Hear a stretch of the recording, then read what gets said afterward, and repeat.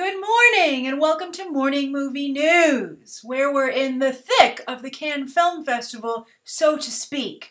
And I say so to speak because so far the news coming out of Cannes is so-so.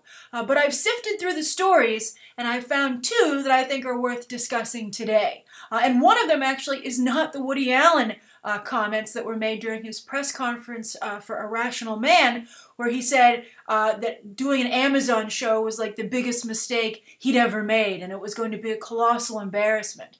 And the reason I think there's really nothing to discuss there, but it's worth mentioning, because I think it's a pretty obvious attempt to drum up publicity for the Amazon show. I mean, Woody Allen has always been a very meticulous filmmaker and businessman, and I don't think he could be talked into anything that he wasn't interested in doing. And I don't think that Amazon would want to force anyone to make a television show for them. Although I think they will potentially now question whether or not Woody Allen always hits the spot when it comes to his humor, because I think this is a joke that didn't work. And now, speaking of things that don't work, that's the first thing we're going to discuss out of Cannes, and that is the really bad reaction to Matthew McConaughey's newest film, The Sea of Trees, which we actually have discussed here on Beyond the Trailer, Morning Movie News in particular, because it seemed like a really good project for Matthew McConaughey, and it was one of the first things he signed on to do after winning his Oscar for Dallas Buyers Club. And that's the film about that famous forest in Japan where people go to get lost in the trees and essentially commit suicide. So that sounds like prime Oscar storytelling right there. And of course, it's a fantastic group of people involved with the film. It's a Gus Van Sant movie. Ken Watanabe co-stars as someone that, another lost soul that McConaughey meets in The Sea of Trees. And then Naomi Watts has a supporting role. So this really seems like, an easy contender. Like, this is something that everyone's going to love, right? They're going to at least respect. But lo and behold, this thing screens in 2 press screenings as of recording this episode, and it's booed. It's booed by people in attendance. Not during the movie, thankfully, but afterwards. But to the degree that it started to make headlines. Now, it might have made headlines because, as I said again, not a lot of headlines coming out of Cannes to date. And everybody enjoys a good booing. But I think that this speaks to a larger problem for Matthew McConaughey. But before we go into that, I just do want to be even-handed and point out that some people are defending The Sea of Trees. There are some critics saying, oh, this is a good movie. I don't know why people have a vendetta against it. They're just angry with the film or whatever. So it's definitely divided audiences, I think, is the most polite thing to say. And then if you really want to go for blood, it's, people are booing it and saying it's a horrible, horrible movie. Now, of course, I'm sure we'll get the opportunity to judge for ourselves because this already has a distributor. I believe it's Lionsgate, and it's just too prestigious a project not for someone to try and throw it up against the awards wall and see if it sticks. But right now, it looks like it's not going to. Now, the reason I think this is worth talking about, besides everybody enjoys a good booing, as I said, is that I think this speaks to a larger problem for Matthew McConaughey. And I think that we were all very impressed with how he turned his career around, particularly with Dallas Buyers Club and True Detective. It was just really a perfect storm, and it led to him winning the Best Actor Oscar and really becoming a much sought-after talent in Hollywood. And he has a lot of these kind of prestige picks coming down the pike. You're going to see a lot of, Oscar aftermath pictures from McConaughey. However, I think a new picture is starting to come into focus, and this is what's a little bit alarming. And I think the Academy never likes it when they've been duped, and it's certainly somewhat embarrassing. But I think we started to see the problem with the Lincoln commercials, the Lincoln Town Car commercials that Jim Carrey so expertly spoofed on SNL, and really just became an easy joke for a lot of comedians. Ellen DeGeneres also made fun of these ads. But I think that it looks like he's not able to escape the humor in that and the amount that tarnished his reputation. Because basically what I'm getting at here is that McConaughey for a long time was just like this shirtless guy who everybody made fun of for his southern drawl and always appearing with his shirt off, right? And it really hurt his career to the point where his current wife, found him, hopping from bar to bar, living in a trailer on the beach, and really helped to, turn his personal and professional life around. So kudos to her. I think she's done the best that she could with what she was given. However, I think that while everybody wanted to believe that McConaughey had discovered his inner artist, I think he might have found just a new routine, right? That instead of always taking his shirt off and showing off his expertly toned abs, he instead has come up with like this bag of tricks to come across as a serious actor. And we all fell for it, which is very, I think, disconcerting. And I think that could, who knows where this could lead to, where it not only tarnishes him, but it could potentially tarnish True Detective with that series accomplished. I mean, it has a chance to escape that if it really nails it with its second round. Season 2 is coming up. But I think that there is a problem here that it could be an emperor has no clothes situation, where everybody says, hey, in reality, this is just a bag of tricks for McConaughey, and this is just a bunch of tricks for True Detective. And we thought that there was like some meat here and some depth and some, real artistry, but in the end, no, it's just, we were played. We were given what we wanted to see. So I'm very curious if you think that's the case, and, if you think that this, how big the fallout's going to be. Because while my interest is piqued, I guess you could say, that McConaughey was booed, but I can't say that I'm surprised, because as I said, there's been an inkling of this backlash, I think, for a little bit of time now. And so if I were at any of the other studios or filmmakers behind any other McConaughey pictures that are on, coming down the pike, I would be concerned, because I might just have a lemon on my hands. So that's the first story of the day, and I'm very curious how you feel about that. And reputation is very, very important to a movie. Just being booed at all, I think, is really a serious problem. Just like being laughed at in the Lincoln commercials is a problem.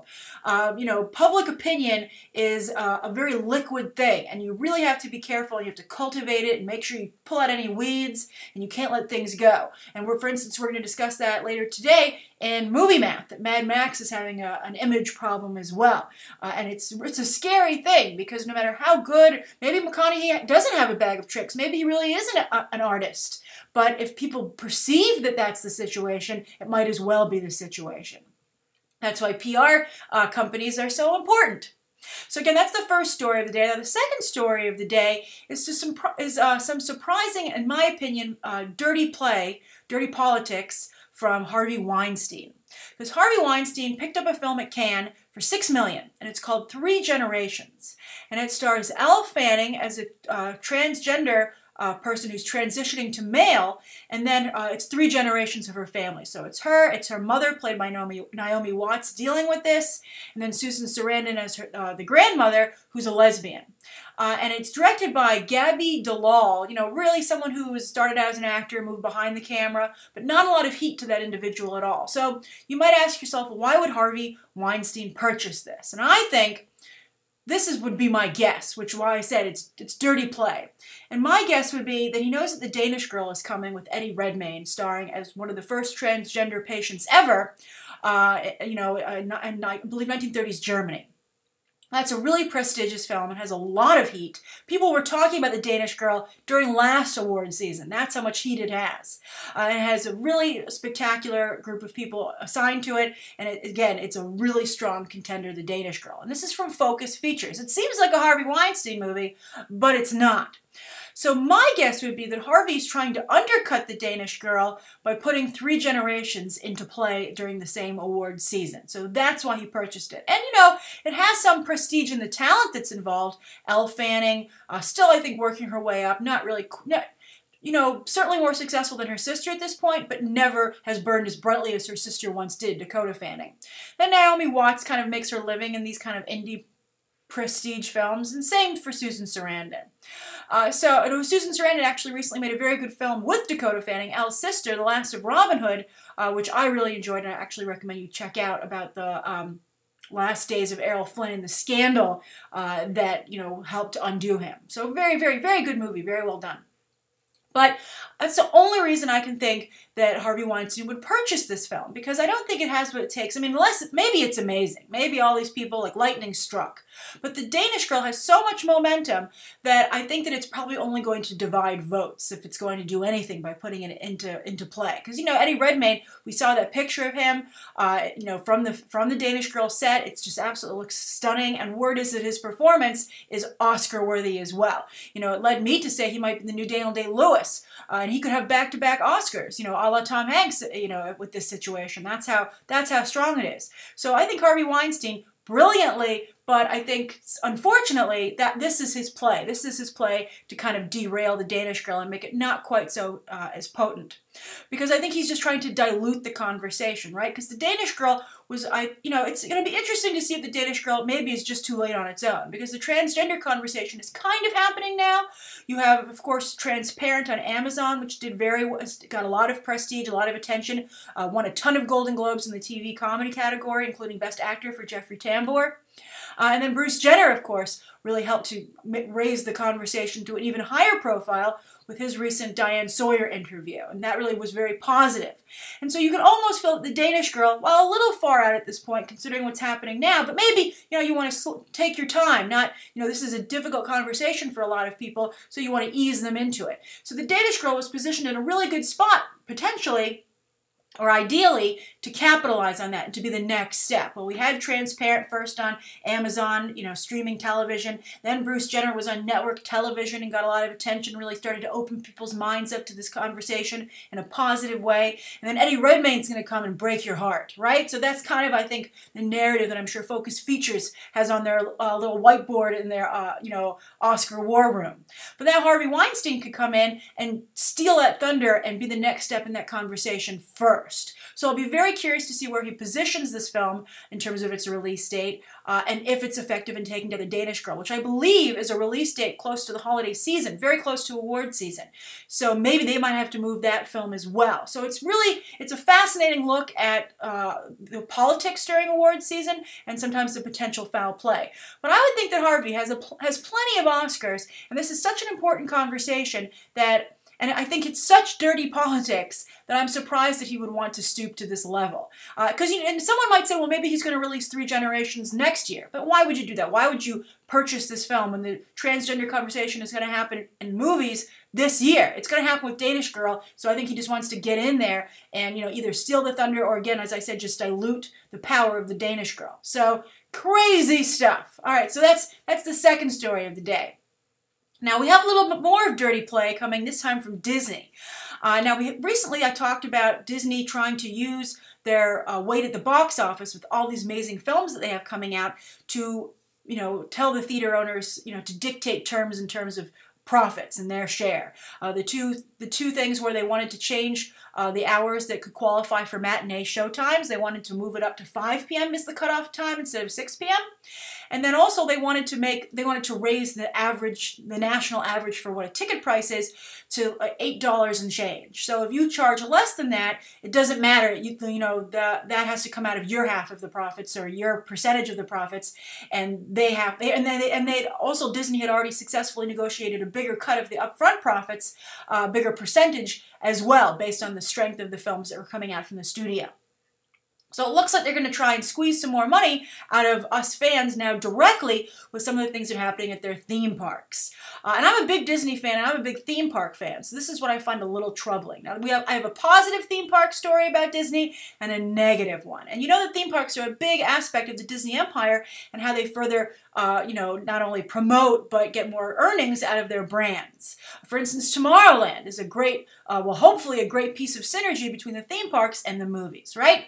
So today, though, we're going to talk about some Lucasfilm properties, which, of course, Disney not only acquired Lucasfilm to help get out more movies from the Lucasfilm brands, but to strengthen their offerings at the theme parks, on the Disney Cruise Lines, etc., on their TV networks, etc., etc., etc. So the positive thing is that they're going to open up a very lightly themed Indiana Jones restaurant at Downtown Disney. Downtown Disney is the shopping and eating complex in Orlando. It is overgoing currently a full renovation, pretty much, the whole thing. And they're putting a lot more high-end restaurants. I guess they want to maybe entice more locals to come and patronize Downtown Disney. But they're going to have an Indiana Jones themed restaurant called Jock Lindsay's Hangar Bar. And Jock Lindsay is the pilot who shows up at the beginning of Raiders of the Lost Ark, the very first Indiana Jones film, and flies him to safety after he's being chased by the natives after stealing the artifact. Very famous scene, but Jock Lindsay, not so famous to the average moviegoer.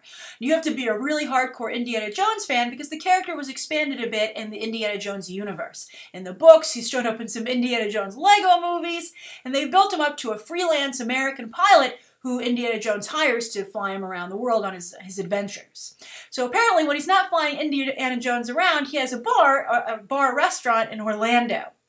So what they're going to do is it's going to have like we have some pictures here. It's going to have like a pilot's theme, probably some pictures from Indy on the bar, some travel posters, vintage travel posters. And again, as I said, light theming. And they talk about him having a pet snake. And of course, Indiana Jones hates snakes. So they're going to try and play that up as well. So I'm curious, the first half of this third story is, what do you think of that kind of theming utilized in a restaurant in downtown Disney? I mean, you wouldn't expect to see the Indiana Jones brand show up there. And also, and again, with such a light touch, right? I mean, why not have the nightclub from Temple of Doom? I think that would be a lot of fun, and I would be really excited to go there. I remember one year going to MGM Studios, which is now Disney's Hollywood Studios, and they had like a Indiana Jones, I think it was for New Year's or something. I don't remember. It was a while ago when I was like a kid.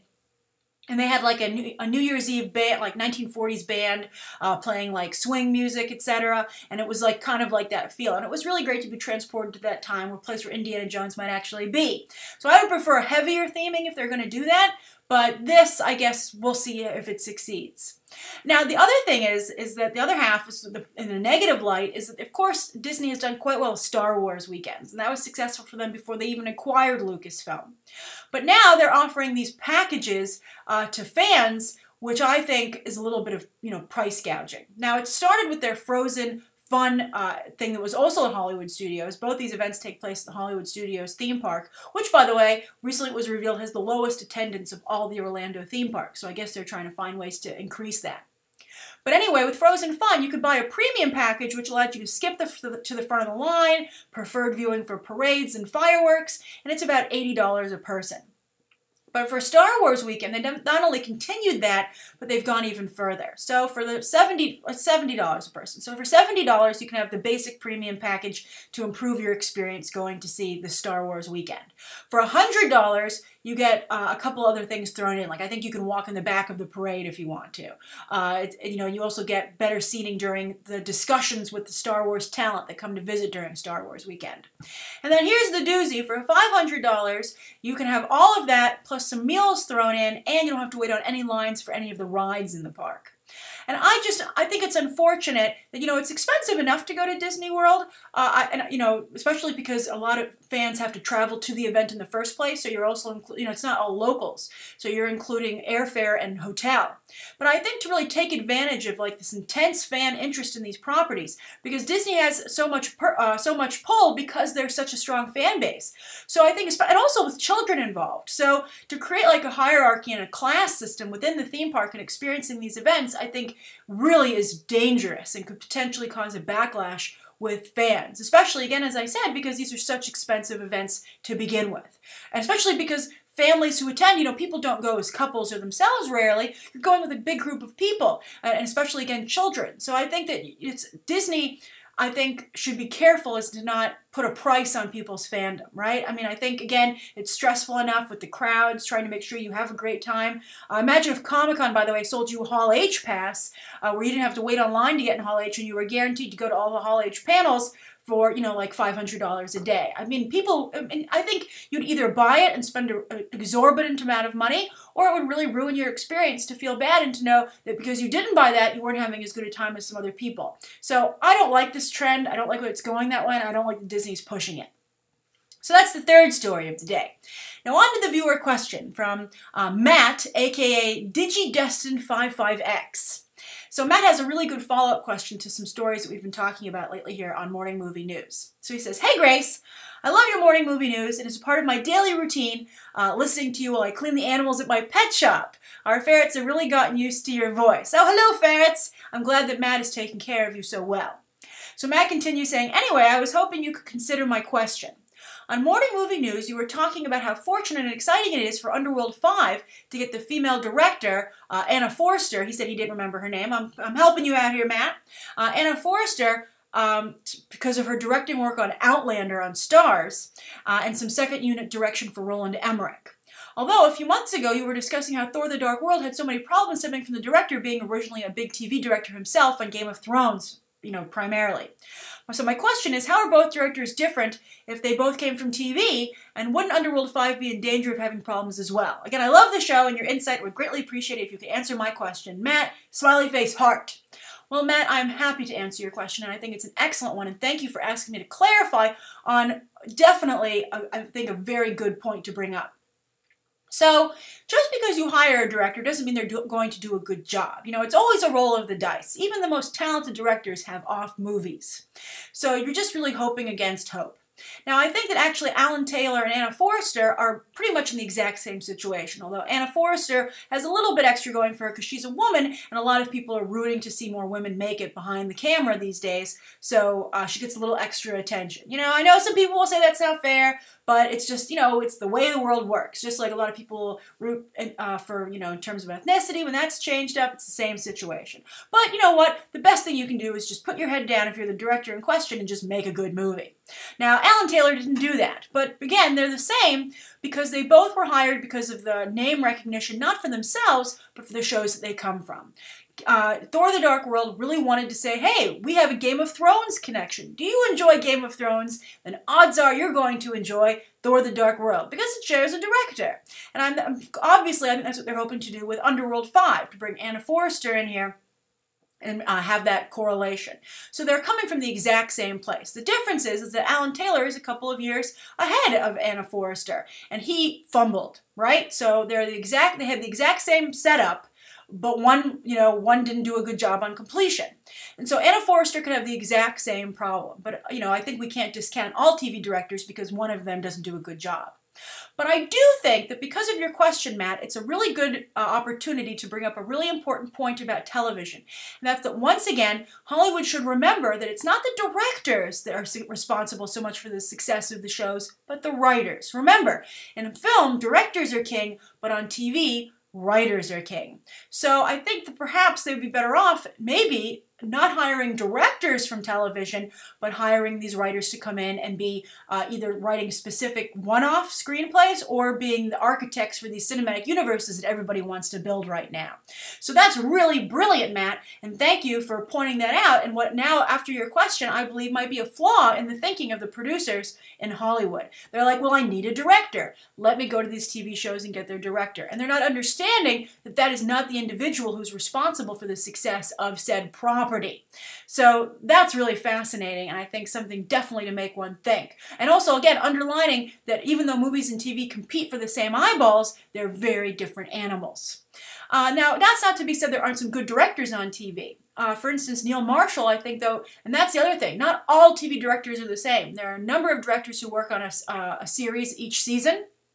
And some do a really standout job, and some just get the job done and don't get in the way of the wonderful script from the people who are really the powerhouse behind the series. And perhaps Alan Taylor, and maybe even Anna Forrester, are those kind of directors.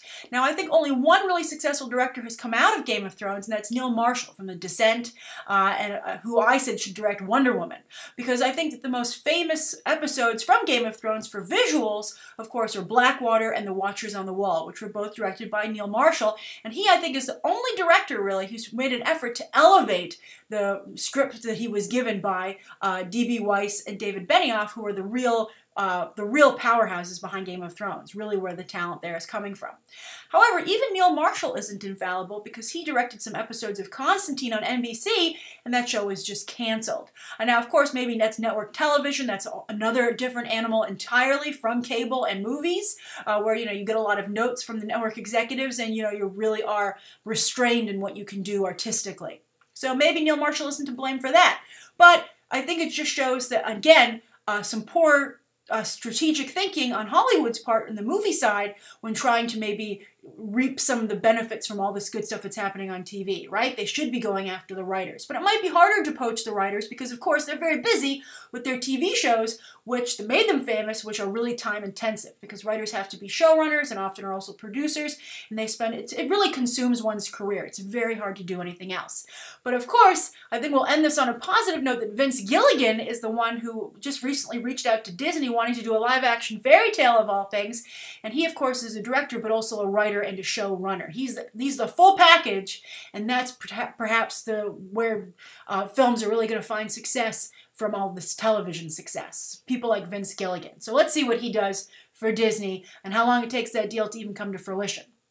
So that's today's morning movie news. Thank you so much for tuning in. Please write down below what you think of today's top 3 stories and the viewer question, anything you'd like to see covered tomorrow, and any questions that you might have. Thanks for watching. Bye.